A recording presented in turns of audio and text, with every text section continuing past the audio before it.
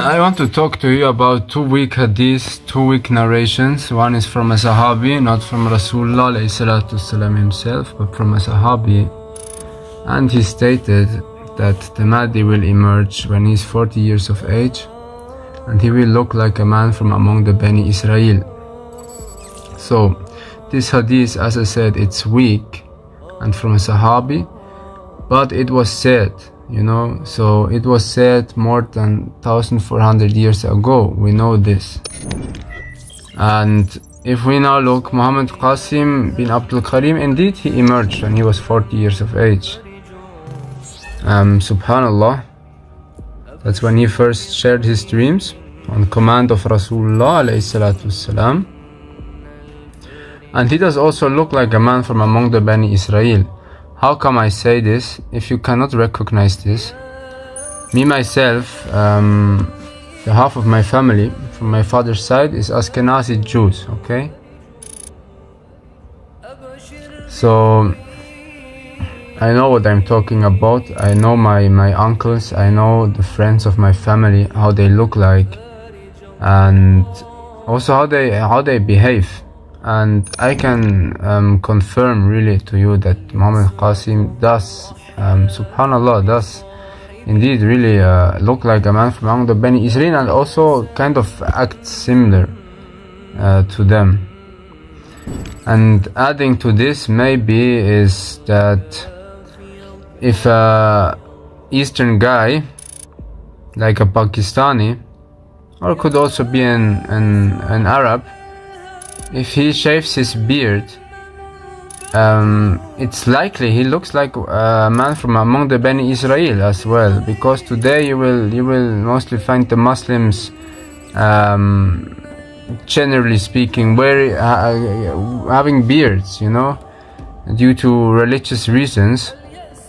And from among the Jews and the Christians, you find mostly the Orthodox who keep these traditions, and the others not necessarily, not, at least not in the same quantity as the Muslims do.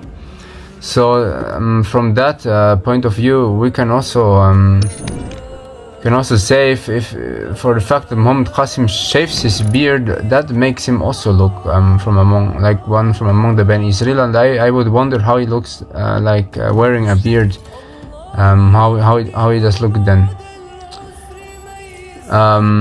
Adding to that, the Christians are the Europeans, right, normally today, and the Jews and the Muslims, in other way, the Bani Israel and the Arabs, they are both Semites. They are Semitic tribes, both coming from Ibrahim alayhi salam through Ishaq and Ismail. So it means they are even cousins. They have the same background, come from the same place. So it's not far that they also do look similar. So from that I can indeed affirm that although this hadith was said to be weak from the scholars, subhanallah, it came true, it came true. And weak hadith is only as long weak as it doesn't prove true, right? But if it proves true, then it's true, and as I said, for the fact that it was said, ask yourself how come this Sahabi comes on this, if it's not totally fabricated.